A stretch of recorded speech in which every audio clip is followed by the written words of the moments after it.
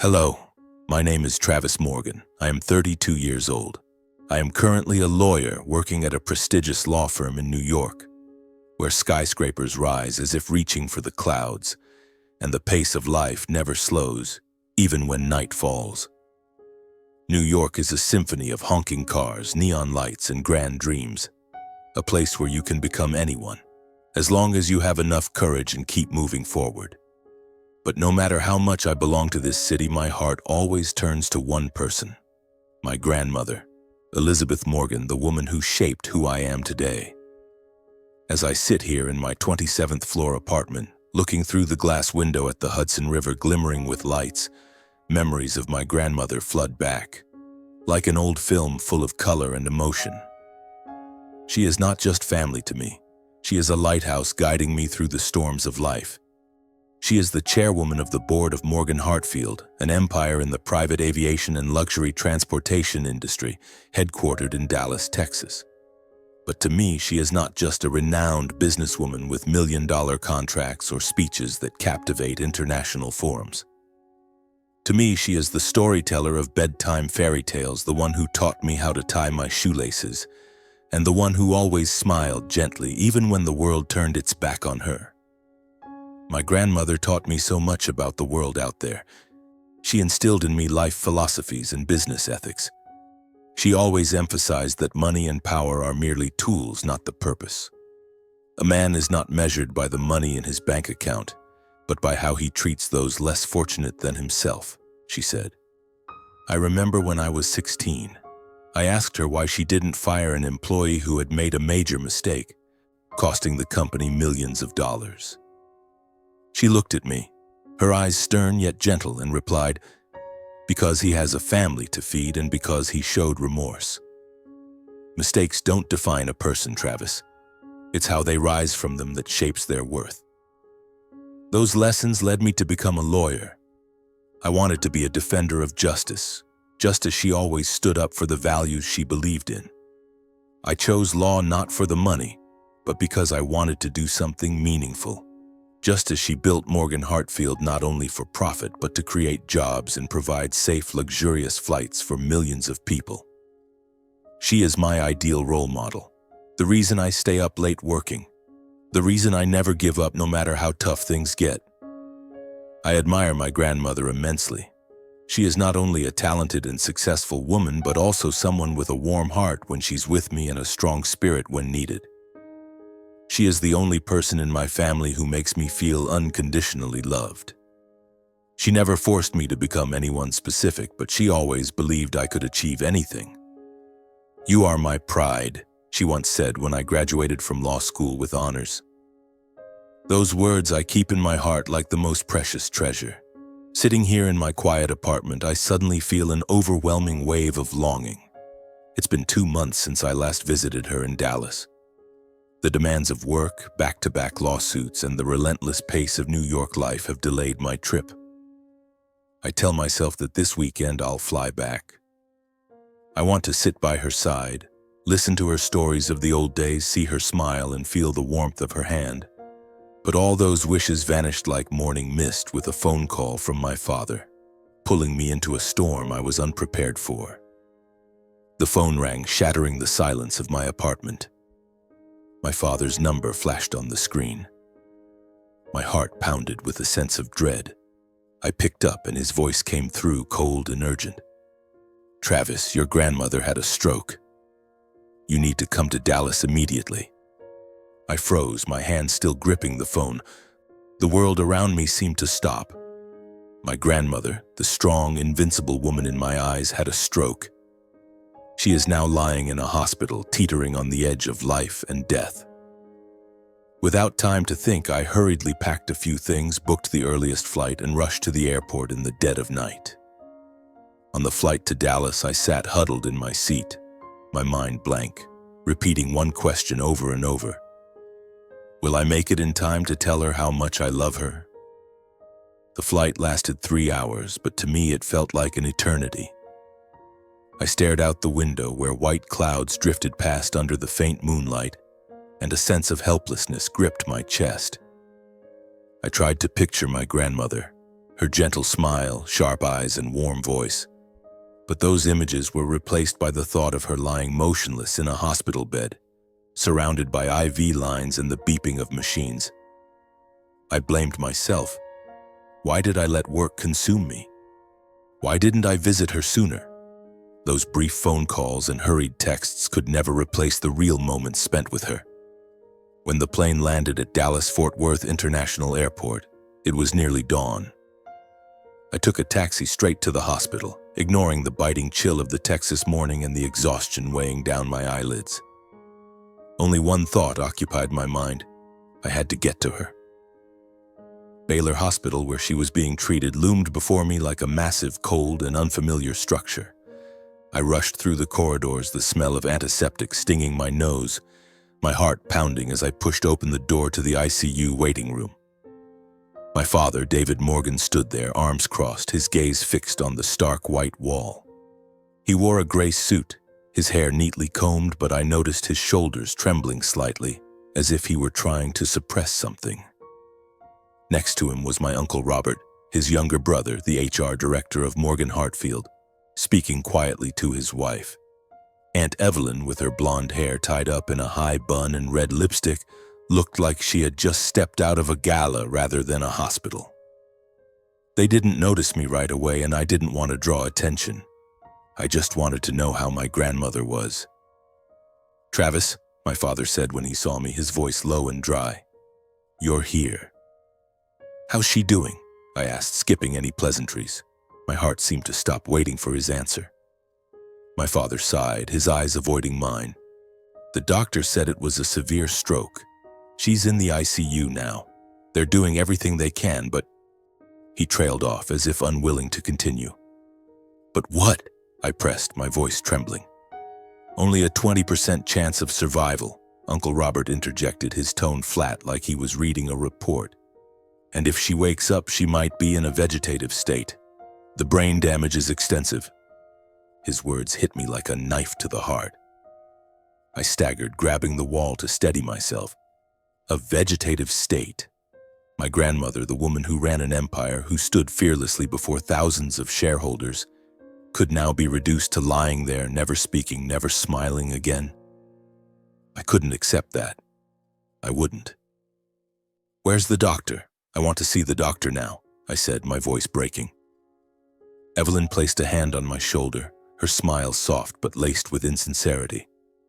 "Travis, calm down. We're all worried. The doctor will be out soon."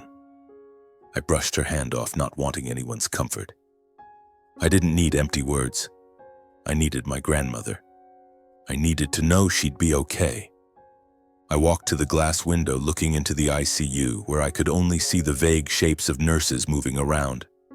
I wasn't allowed in, and that made me feel like I was being pushed out of her life. The next few hours passed in a haze. I sat on a hard plastic chair in the waiting room, my head in my hands, trying to block out the painful memories flooding back. I remembered the last time I saw her, 2 months ago at her Dallas mansion. She was sitting in an armchair, wearing an emerald green sweater, telling me about her plans to expand Morgan Hartfield into Asia. She was still sharp, still full of passion, even in her 70s. How could everything change so quickly? In just one night, one moment, my entire world seemed to collapse. The Morgan family began arriving at the hospital, one by one, like actors stepping onto the stage of a play I wanted no part in. My Aunt Charlotte, the youngest sibling of my father, and Uncle Robert flew in from France, appearing in an expensive silk dress and a cloud of overpowering perfume. Her husband, Philippe, walked beside her, always maintaining a polite but distant demeanor. They hugged me, offering words of comfort, but their eyes felt insincere. There was something cold, as if they were assessing the situation rather than grieving. My father paced back and forth, constantly on the phone, talking about the company, shareholders, and the press. I overheard him mention controlling the narrative to prevent the stock price from dropping. I wanted to scream that this wasn't the time to think about business, but I held back. I didn't want to argue. Not now. Uncle Robert and Evelyn sat in a corner, whispering to each other. I caught the word "will" in their conversation, and my heart stung again. Were they already thinking about that? while my grandmother was still fighting for her life. Anger surged within me, but I tried to suppress it. Maybe I was misunderstanding. Maybe they were just worried in their own way. The doctor finally appeared, a middle-aged man with a tired face but a calm voice. He led me and my father into a small meeting room where he explained my grandmother's condition. Mrs. Morgan suffered a severe brain hemorrhage. We've done what we can to stabilize her, but the damage is extensive. If she makes it through the next 48 hours, we'll have more hope. But I have to be honest, even if she wakes up, the chances of a full recovery are very low. My throat tightened. You mean, she'll never be the same? The doctor nodded slowly. We'll do everything we can, but you need to prepare for the worst. I left the meeting room with legs heavy as lead. My father patted my shoulder, but I felt no comfort. He only said, "We have to be strong, Travis. Your grandmother wouldn't want to see you fall apart." But I didn't want to be strong. I wanted to cry, to scream, to do something to pull her back from the edge of life and death. I returned to the waiting room, sat down, and tried to breathe deeply, but the memories kept flooding in, uncontrollable. I remembered summer mornings when my grandmother and I walked through her rose garden. She'd point at each flower, telling me their meanings. Red roses are for love, Travis, but white roses are for sincerity. I remembered how she held my hand, her thin but warm hand, as if promising she'd always be there. Now, with her lying in the ICU, I felt like I'd lost a piece of my soul. I wondered if I hadn't cherished her enough. Would I forever regret the times I didn't visit because I was too busy? I pulled out my phone and opened a photo from our last trip to Aspen. She stood on a mountainside, her scarf fluttering in the wind, her smile radiant like the sun. I swiped the screen, tears streaming down my face. The atmosphere in the waiting room grew heavier. The Morgan family was nearly all present now. Whispers began to surface, and I realized something that made my blood run cold. They weren't just talking about her. They were talking about the future of the company, the assets, the power. I heard Charlotte mention the will to Philippe, her voice low but sharp. Uncle Robert asked my father about leadership structure if the worst happens. Evelyn, with her fake smile, chimed in. We need to unite to protect the company, don't we? I sat there listening, a chill running down my spine. My grandmother was still fighting for her life, and they were already dividing her legacy? I wanted to stand up, to scream at them, but I held back. I didn't want to turn this waiting room into a battlefield, not now when she needed me most. I stood and walked out into the hallway, needing air to breathe. I told myself I wouldn't let them drag me into their game. I was her personal lawyer, the only one she trusted with her important legal documents. I knew about her will, about what she wanted, but I wouldn't say anything, not now. I just wanted to be by her side, to hold her hand, and to pray for a miracle. That night, memories of my grandmother flooded back like waves crashing on the shore. I remembered my childhood days, when I was just a curious little boy with wide eyes, clutching her hand tightly during our travels around the world. Every summer, she would take me aboard the family's private jet, a stunning Gulfstream G650 with pristine leather interiors and polished walnut wood, to explore new horizons. Once we landed in Paris, and I stood in awe before the Eiffel Tower while she told me about her time studying at the Sorbonne, where she fell in love with a poor artist but never dared to confess. Another time, we flew to Rome, and I tasted my first gelato on the steps of the Spanish Square while she sat beside me watching with eyes full of love. Travis, she once said, life is like a flight. Sometimes it's smooth, sometimes it's turbulent, but what matters is that you keep a steady hand on the controls. 2 winters ago, she took me to Aspen to ski. I can still recall the biting cold as snowflakes landed on my nose and her infectious laughter when I tumbled down a slope. She never let me feel like a failure. Instead of scolding me, she pulled me up, brushed the snow off my jacket, and said, "Falling isn't scary, Travis. What's scary is when you don't dare to try again. Those words have stayed with me my entire life, serving as a compass whenever I face challenges. But not everything in my family was as perfect as those moments with her. The extended Morgan family is a world rife with gossip, ambition, and hidden calculations. My father, David Morgan, her eldest son, is the vice president of the corporation. He's a stern man who always placed high expectations on me, but I sense a quiet jealousy in him when he sees how close I am to my grandmother. Uncle Robert, my father's younger brother, is the HR director, always appearing affable, but I know he's skilled at masking his ambitions. Aunt Charlotte, my father's youngest sibling, lives in France with her husband, a French businessman named Philippe. She rarely returns to the US, but whenever she does, she brings an air of tension, as if she's quietly competing with her brothers. I've always kept my distance from them, not because I hate them, but because I feel the insincerity in how they treat each other, and sometimes even my grandmother. They show up to family gatherings with smiles on their faces, but I see the probing glances and veiled remarks. I don't want to be dragged into that vortex. To me, family is my grandmother, the warm moments spent with her, not the silent battles over power or money. My grandmother knew this. She once told me during a quiet evening when it was just the two of us sitting by the fireplace, "Travis, family isn't always a place where you find safety, but you have to learn to love them even when they disappoint you." I didn't fully grasp her meaning at the time, but I sensed a fleeting sadness in her voice. Perhaps she had long seen the cracks in our family but chose to stay silent, just as she always chose forgiveness over confrontation. Now, standing in the cold hospital corridor with the smell of antiseptic and the steady beeping from the ICU, my grandmother's words echoed in my mind. The cracks she once hinted at were no longer small fissures. They had become gaping chasms, and I was witnessing my family quietly transform the hospital waiting room into an unofficial boardroom where everyone schemed and vied for power before my grandmother even had a chance to wake up. I returned to the waiting room after hearing the doctor's update on her condition. There was no new information, just reassurances that they were closely monitoring her. I sat down, trying to focus on praying for her, but the atmosphere in the room felt suffocating. I tried to ignore it, to tune out the glances and whispers, but then Aunt Charlotte stood up and walked toward me, her smile failing to mask the tension in her eyes. "Travis, how are you holding up?" she asked, her voice sugary but laced with probing intent. "I know you're very close to your grandmother. You must be so worried." "I'm fine, Aunt Charlotte," I replied, keeping my voice steady. "I just want her to wake up." "Of course," she nodded, sitting down beside me.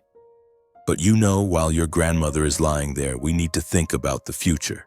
The company can't stop running. And the things she's left behind." I stiffened, feeling as if someone had poured ice water over me. "What do you mean?" I asked, though I already knew the answer. Charlotte leaned closer, lowering her voice. "Travis, you're her personal lawyer. You must know about her will, right? I don't want to pressure you, but we need clarity. If something unexpected happens, the family needs to be prepared." I looked her in the eye, struggling to keep my anger in check. "Aunt Charlotte, my grandmother is still alive. I don't think now's the time to talk about her will." She smiled, but there was no warmth in it. "You're right, Travis. But reality is reality. We can't stay naive forever." I turned away, unwilling to continue the conversation, but before I could stand, my father approached, placing a hand on my shoulder. "Travis, come with me for a moment," he said, his voice firm. Reluctantly, I stood and followed him into the hallway.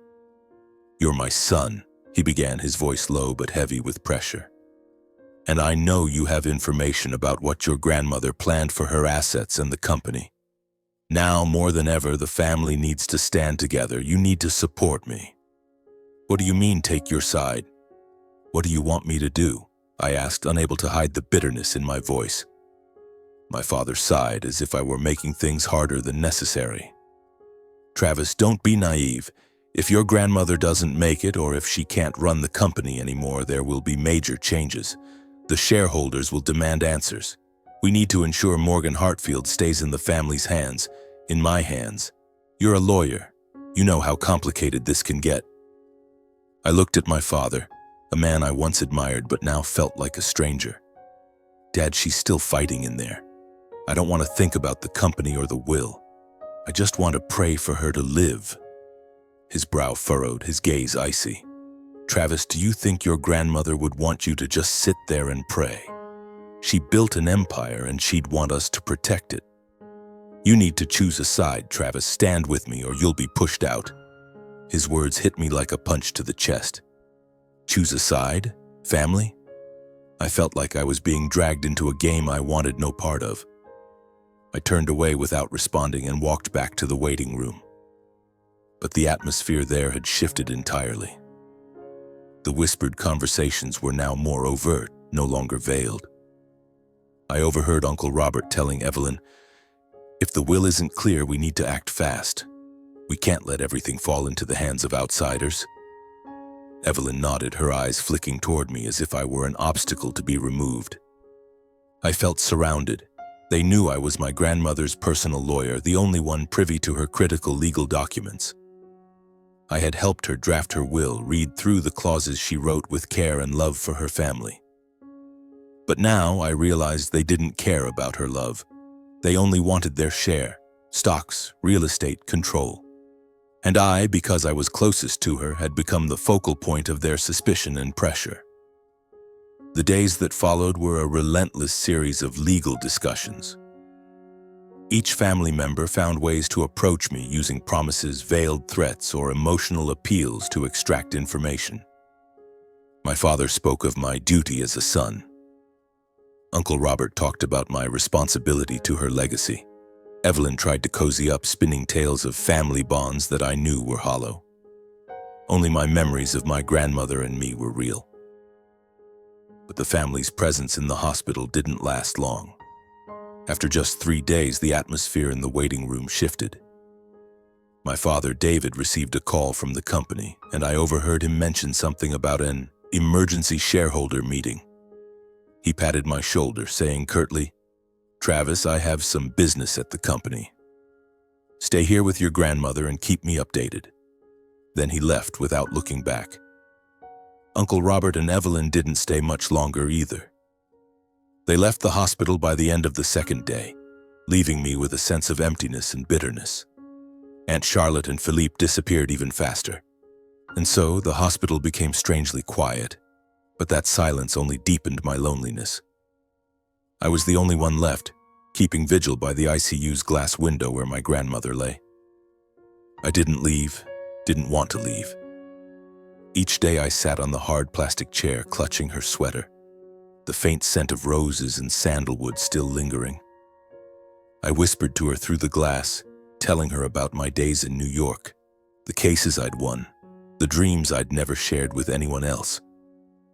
"Grandma, I'm here," I said, my voice choking. "I'm not going anywhere." The days dragged on in agonizing anticipation. The doctors delivered the same updates. "Her condition is stable, but there's no progress." They told me her chances of waking up were slim, that I should prepare for the worst. But I couldn't accept that.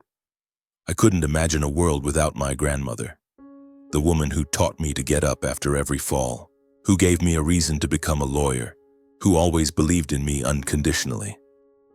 I slept on hospital chairs, ate hasty meals from vending machines, and ignored every call from my law firm in New York. Work could wait, but my grandmother couldn't. I didn't want to miss a single moment, didn't want to miss the chance to see her open her eyes. Each night I held her sweater, seeking comfort in its familiar scent.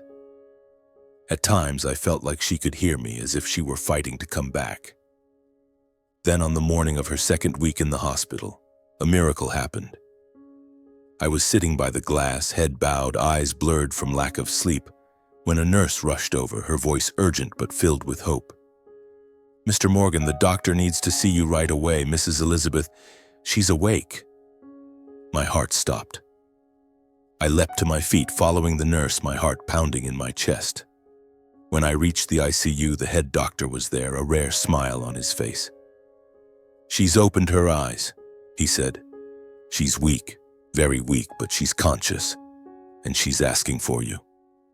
I stepped into the room, tears streaming down my face, unstoppable. My grandmother lay there, frail and pale, IV lines wrapping around her like threads of fate.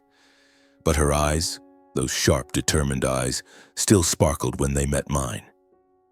"Travis," she whispered, her voice faint but clear. "My dear grandson." I knelt by her bedside, grasping her thin hand. "Grandma, I'm here. I'm not going anywhere." I wanted to say more, to tell her how scared I'd been, how much I loved her. But my throat tightened, and only tears rolled down my cheeks. She smiled, a weak but warm smile, like sunlight breaking through after a storm. "Don't cry, Travis," she said. "I'm not ready to die yet." I stayed by her side all day, never leaving her. I told her about the days I spent outside the ICU, talking to her through the glass, how I refused to leave despite the world trying to pull me away. She listened, sometimes nodding, sometimes closing her eyes as if resting, but I knew she was listening. It felt like I was back in the old days, just her and me, no scheming, no suspicious glances. That night, she held my hand, pulling me closer. "Travis," she whispered, her voice more serious. "Tell me everything. What happened while I was here?" I hesitated. I didn't want to upset her, didn't want her to know that her family had left after just 3 days, that they'd started plotting over her will and power while she was still fighting death.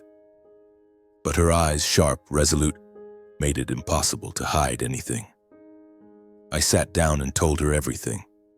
I told her how they'd mentioned the will, the shares, the control, as if she were already gone.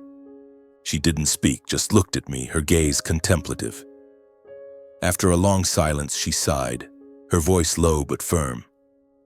"Travis, do you remember what I told you? Family isn't always a safe place." I nodded, a chill running down my spine. "I remember." She closed her eyes as if deep in thought. When she opened them, there was a strange light in them. Not the fragility of someone who'd just escaped death, but the resolve of someone ready to face the world. "Travis," she said, "I want to test them. One last time." I was stunned. "Test them? What do you mean?" She smiled, a smile both gentle and sharp, like the way she used to face opponents in the boardroom. "I want to know who they really are when they think I'm no longer in control. You'll help me, won't you?" I nodded, though I didn't fully understand her plan.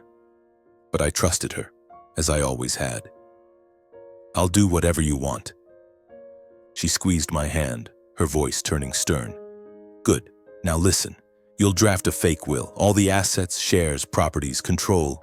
Leave everything to you. No one else gets anything." My eyes widened, my heart racing. "Grandma, are you sure? If I do this, the family will..." "React," she interrupted, her voice calm but commanding. "And that's exactly what I want to see. I want to know what they'll do when they think they've lost everything. You can do this, right?" I swallowed hard, feeling like I was stepping into a dangerous game, but I nodded. "I'll do it, Grandma." She nodded, satisfied, then gestured for me to call the doctor. When he arrived, she requested a private conversation with him and a trusted nurse. I stood outside, but I overheard her mentioning pretending to slip back into a vegetative state. I couldn't believe my ears. My grandmother, who had just woken from a stroke, was devising a bold plan to test her children. That night, I went to a hotel near the hospital, opened my laptop, and began drafting the fake will. My hands trembled as I typed each word, but I couldn't help feeling a spark of excitement. My grandmother had always been a master strategist, and now she was turning the family into her chessboard. The will was meticulously crafted, its legal language airtight, leaving no loopholes. All assets, from the Dallas mansion to the Morgan Hartfield shares, from Swiss bank accounts to the fleet of private jets, were bequeathed to me, Travis Morgan, with me taking over as chairman of the board. I sent the draft to her via encrypted email as she'd requested. The next morning, I returned to the hospital, and she had signed the fake will in the presence of the trusted nurse and doctor. She looked at me, her eyes both gentle and piercing. "Travis," she said. "Things will get difficult from now on. But I trust you. You're the only one I can rely on." I nodded, feeling the weight of an enormous responsibility. "I won't let you down." She smiled. The doctors were instructed to keep the plan secret, and they agreed, not only out of respect for her, but because she promised financial support for the hospital after her recovery. The plan was set in motion discreetly, and I felt like I had just stepped into a dangerous play, where I was not only an actor, but also the one holding the script. I left the ICU, my heart heavy but filled with resolve. I knew that when the fake will was revealed, the family would erupt. I had to prepare for angry glares, accusations, and even legal battles. But I wasn't afraid, because by my side was my grandmother, the strongest woman I'd ever known, ready to risk everything to see the true hearts of those around her. I returned to the hotel, my hand still clutching the fake will my grandmother had signed. Though it was just a piece of paper, a fabrication, it felt like a ticking time bomb, ready to shatter the masks my family had worn for years. I sat at my laptop, reviewing every sentence, every word, ensuring there were no legal loopholes. I knew that when this was revealed, all eyes would turn to me, and I needed to be ready for the storm ahead. My grandmother had instructed me to summon the family to the hospital over the weekend, under the pretense of updating them on her health. I sent emails to my father, Uncle Robert, Aunt Charlotte, and Evelyn, stating that I had something important to discuss. I deliberately kept the tone neutral, giving no hint about the will, but inside I felt a mix of anticipation and dread. I was stepping into a chess game designed by my grandmother, and I was the one moving the pieces. The only question was whether I had the strength to face what was coming. The weekend arrived faster than I expected. I stood in a small hospital meeting room arranged by the doctor for this family gathering. The air was cold, the smell of antiseptic lingered, and the fluorescent lights stung my eyes. I stood at the head of the table, clutching the fake will, waiting. My father arrived first, his gray suit as immaculate as ever, but his eyes were filled with suspicion. "Travis, what is this about?" he asked, his voice low but sharp. "I hope you're not about to do something foolish." I didn't respond, just nodded and gestured for him to sit. Uncle Robert and Evelyn arrived next, Evelyn in a striking red dress as if she were attending a gala rather than a hospital meeting. Robert maintained a calm demeanor, but I noticed his hand gripping the chair tightly as if holding something back. Aunt Charlotte and Philippe arrived last. She wore an emerald silk dress, her hair neatly pinned up, her smile unable to hide her tension. "Travis, why did you call us here?" she asked, her voice sweet but probing. "How's your grandmother doing?" I took a deep breath, trying to keep my voice steady. "Thank you all for coming. I know you're busy, but this is important. It's about Grandma and her will." The atmosphere in the room shifted instantly. My father's eyes sharpened, like a predator sensing danger. Evelyn sat up straighter, her smile vanishing. Charlotte exchanged a glance with Philippe, while Robert cleared his throat as if masking his unease. I knew what they were thinking. They'd been waiting for this moment, but none of them expected it to come so soon. "I'm Grandma Elizabeth's personal lawyer," I continued, my voice even but firm. "Before she fell into this condition, she entrusted me with handling her will. And now, at her request, I'm going to disclose its contents." I opened the envelope, pulled out the fake will, and began reading. I tried to keep my voice steady, though my heart pounded like it might burst. According to the will, drafted and signed by Mrs. Elizabeth Morgan, all assets, including shares in Morgan Hartfield, properties in Dallas, New York, and internationally, bank accounts and control of the company, will be transferred to Travis Morgan, that is me, with the condition that I assume the role of chairman of the board. Silence. A deathly silence enveloped the room. I looked up, meeting each family member's gaze. My father sat motionless, his face pale as if he'd been slapped. Charlotte gripped Philippe's hand tightly. Robert was the first to break the silence, his voice trembling with anger. "What kind of joke is this, Travis? She couldn't have done this. Impossible." "This is no joke," I replied, striving to remain calm. This is the will she signed, witnessed by 2 individuals and notarized. I'm only fulfilling my duty." My father shot to his feet, his chair crashing backward. "Travis, how dare you?" he roared. "You dare betray me behind my back? Who do you think you are, taking everything? You think I'll let you get away with this?" I met his gaze, feeling like my heart was being crushed. "Dad, this isn't my decision, it's Grandma's." "Grandma's decision?" he snapped. "She's lying unconscious in the ICU, Travis. How could she have signed this? What did you do? Forge the will?" His accusation cut like a knife. I knew he'd react, but hearing him call me an honest lawyer, a fraud, still stung. "Dad, I didn't forge anything," I said, my voice low but resolute. "She signed this will beforehand. I'm only following her wishes." Charlotte jumped in, her voice sharp as a blade. "Travis, do you think we're fools? There's no way she'd leave everything to you. You're just her grandson, not her child. We're her children, we have rights." She turned to Philippe, seeking support. "Philippe, you see this, it's a scam."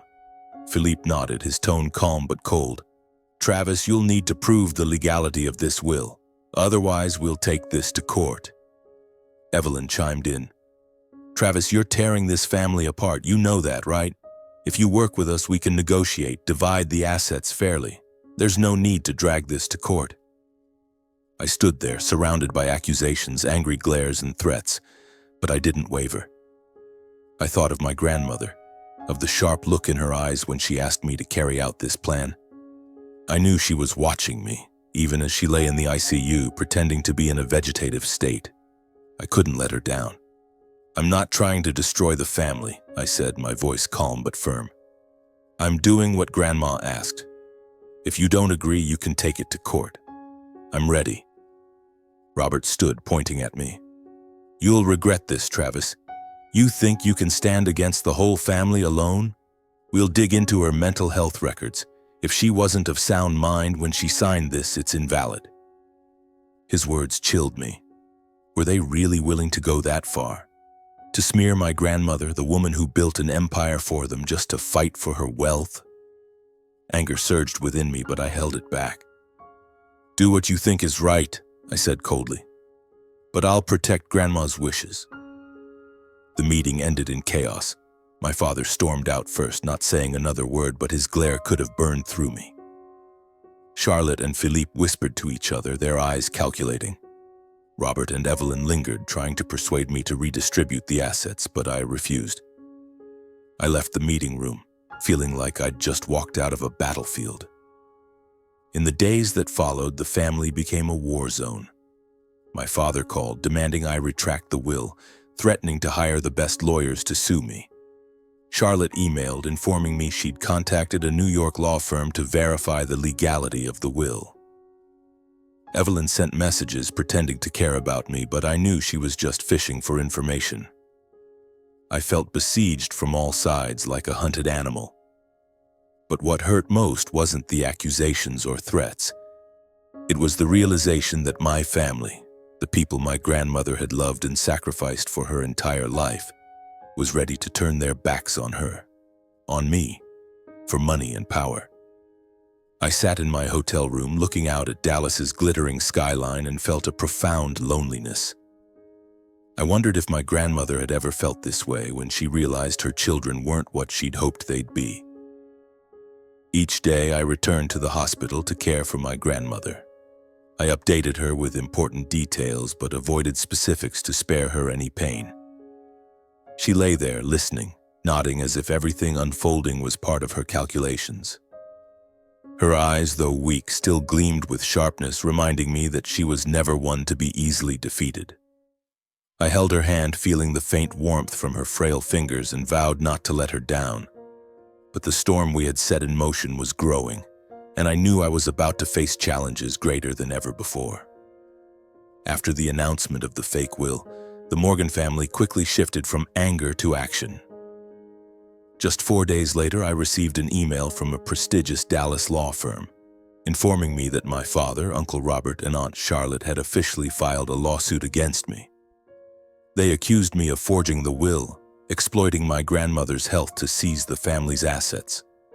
The accusation cut like a knife, not just because it targeted me, but because it tarnished the trust she had placed in me.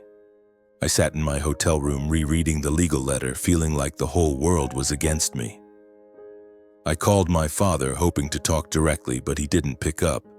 Instead, I received a curt text. "Travis, you chose the wrong side. Don't blame me." The message stung my heart. I hadn't chosen any side.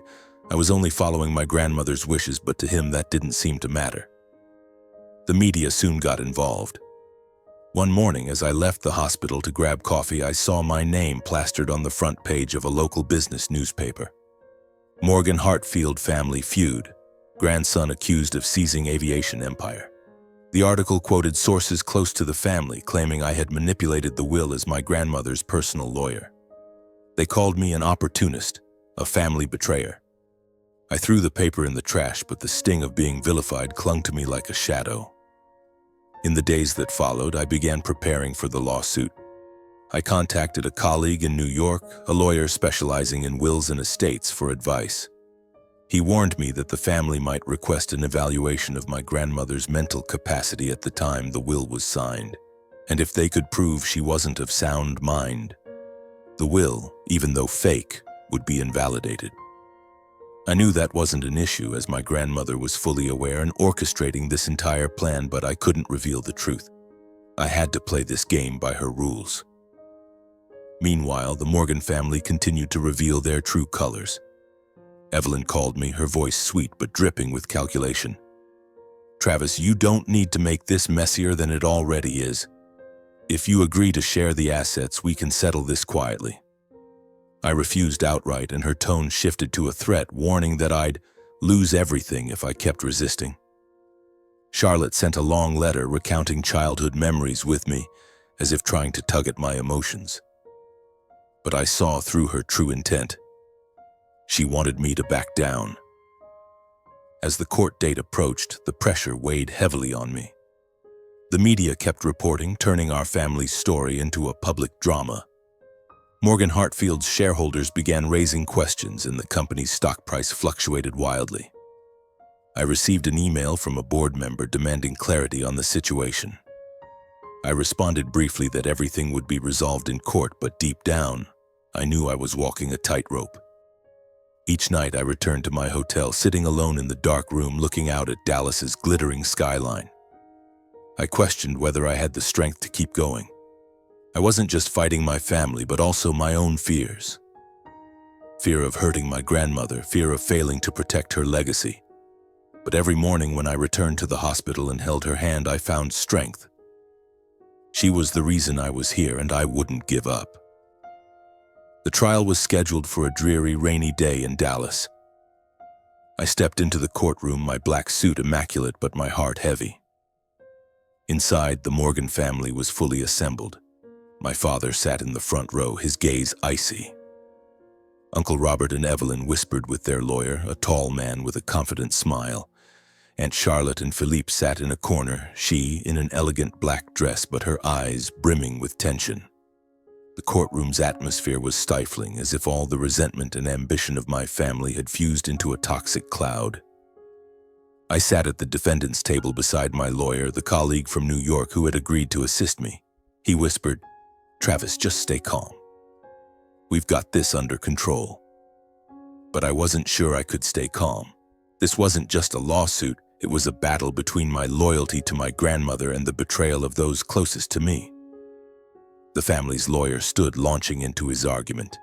He called the will a blatant fraud, accusing me of exploiting my grandmother's health to draft a forged document.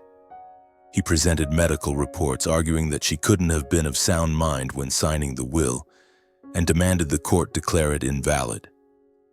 I sat there listening to each accusation, feeling as if I were being stripped bare before the world. But I didn't waver. I knew the truth, and I knew my grandmother was counting on me.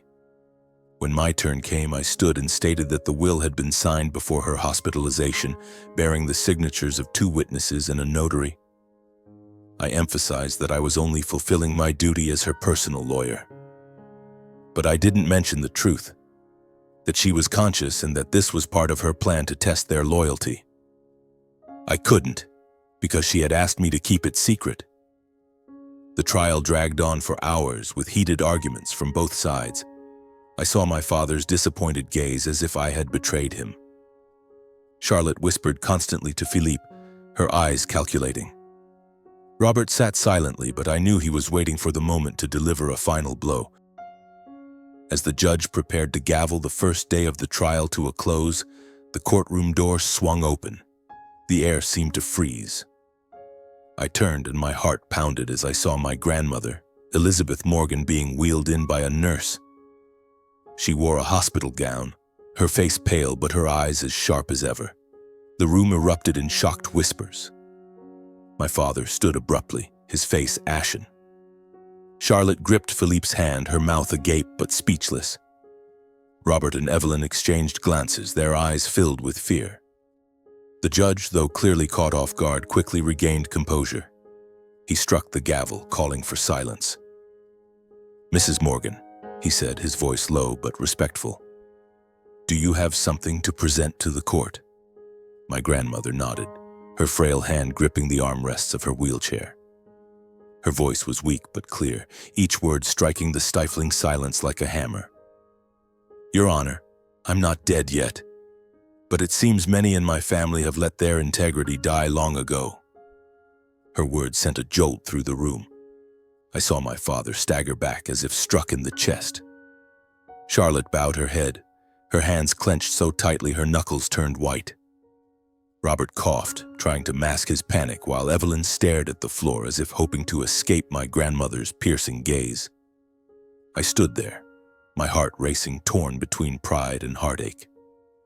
My grandmother, who had just escaped the brink of death, was still the strongest woman I'd ever known. She continued, her voice slow but commanding. "I woke up 2 weeks ago, and I heard everything. The accusations, the schemes, the plans to divide my assets while I was still fighting to live. I asked Travis to announce a fake will to test my children's hearts. And you've shown me exactly who you are." The courtroom fell silent, the only sound the steady patter of rain against the windows. I looked at her, my heart gripped by a mix of emotions, admiration, pain, and a touch of relief. Her plan had worked. My family, whom she had loved and sacrificed for her entire life, had exposed their greed and selfishness. She raised her hand, signaling the nurse to produce a small USB drive. "I recorded everything," she said, her voice cold as steel. "The conversations in the hospital, the whispers about the will, the shares, the power. I want the court to review these videos to see how those who call themselves my family acted when they thought I was gone." The nurse connected the USB to the courtroom projector. A large screen lit up and the footage began to play. I saw the hospital waiting room again, where the family had gathered for those brief 2 days. I heard my father whispering to a financial advisor over the phone, "If she doesn't wake up, we need to act fast. We can't let Travis take everything." I saw Charlotte speaking to Philippe, her voice sharp. "We need to hire a lawyer now. Travis can't get it all." And I heard Robert telling Evelyn, "If the will leaves everything to Travis, we'll dig into Mom's mental health records. She couldn't have been sane when she signed it."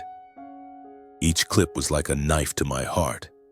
I knew they had been scheming, but seeing them openly discuss dividing my grandmother's assets, slandering her, filled me with both anger and disappointment. I glanced at my family, and for the first time I saw shame on their faces. My father bowed his head, covering his face with his hands. Charlotte bit her lip, trying to hold back tears. Robert shook his head as if unable to believe he'd been caught. My grandmother continued, her voice unwavering. "I drafted a real will 2 years ago, signed in the presence of lawyers and a notary. In it, I divided my assets equally among my children, David, Robert, Charlotte, but with conditions. You had to prove you were worthy of this legacy, not just through ability, but through loyalty and love for this family. But what I've seen today tells me I was wrong to place my trust in you." My father stood, his voice trembling.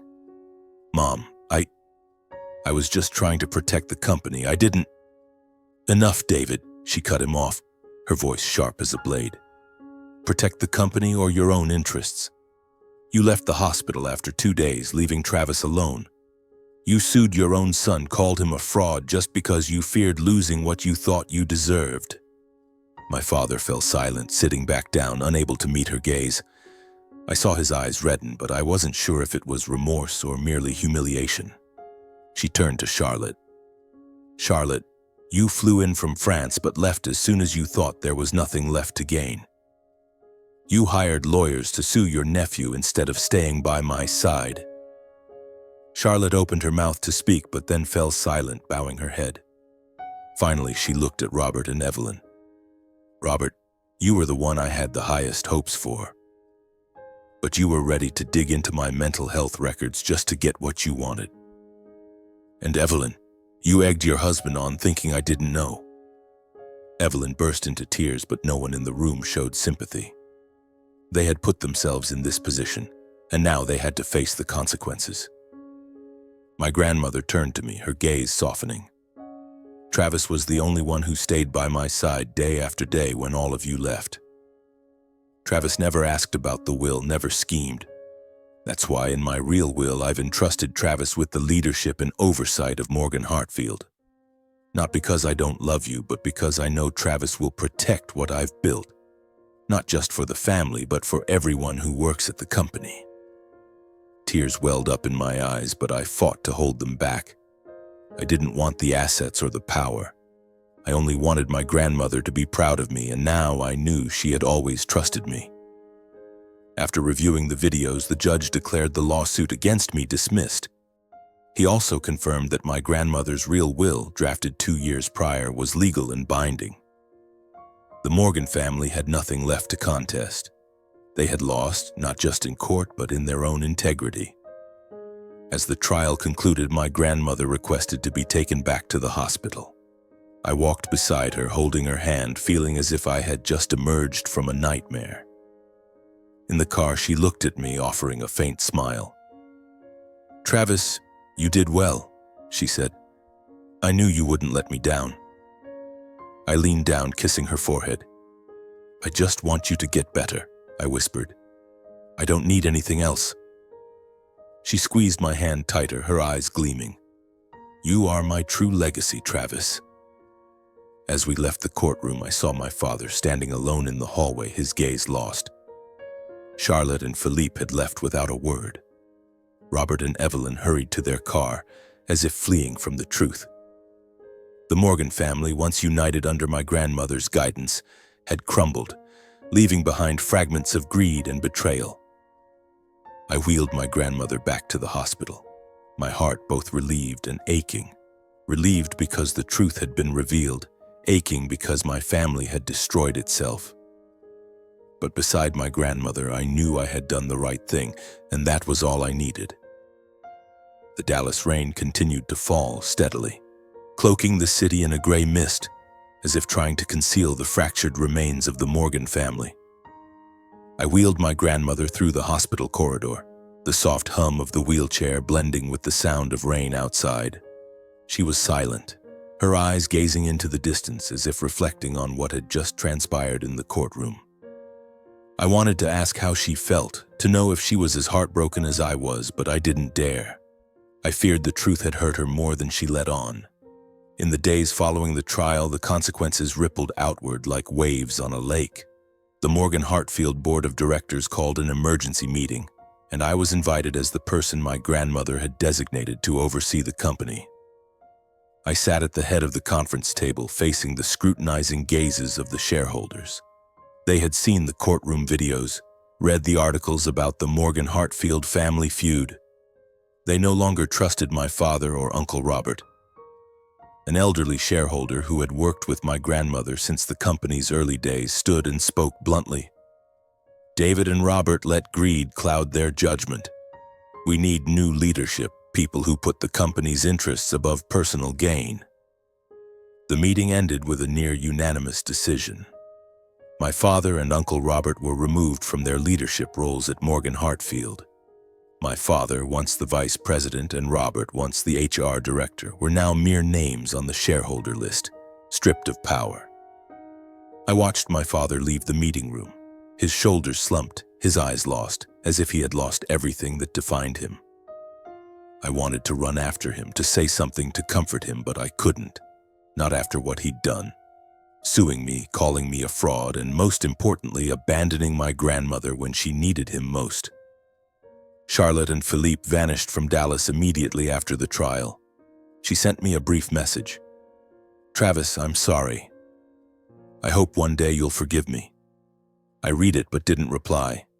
I didn't know if I could forgive her, not because I was angry, but because I no longer saw her as family. Family, to me, was now just my grandmother. Robert and Evelyn left Dallas soon after, moving to an apartment in Houston, far from the prying eyes of the media and the whispers of the business world. Evelyn called me once, her voice trembling, saying she just wanted to fix things. But I didn't know how to fix something when trust had shattered. I only said, "Evelyn, live well with Robert. That's what Grandma would want." Then I hung up, feeling as if I'd closed a door forever. The Morgan family, once a symbol of unity and success, had disintegrated. No more elegant tea parties, no more family vacations in Aspen or Europe. We stopped speaking to each other like strangers who had crossed paths for a fleeting moment in life. I didn't know if we'd ever reconcile, but for now I had no hope for it. I took on the temporary leadership of Morgan Hartfield as per my grandmother's wishes. The job was far from easy. I faced tense meetings, shareholder questions, and unrelenting pressure from a media that wouldn't let our family's story die. But each day I visited the hospital, sat by my grandmother's side, and told her about my work. She smiled, her eyes shining with pride. "Travis," she once said, her voice weak but warm, "you're the only one I trust to carry on what I've built." Those afternoons with her became my healing balm. We didn't talk about the trial or the family, only about simple things, like how she taught me to tie my shoes or how she brewed tea the proper English way. I kept the test of loyalty she'd orchestrated a secret, a bond just between us. It was how we protected each other, safeguarding what remained of our family tie. My grandmother gradually recovered, but the doctor said she'd never be as strong as before. She accepted this with the serene grace I always admired. "Travis," she said one day as we sat by a hospital window overlooking the garden, "life isn't about living forever. It's about living right." I nodded, holding her hand, and felt a peace I hadn't known in weeks. But I still carried a scar.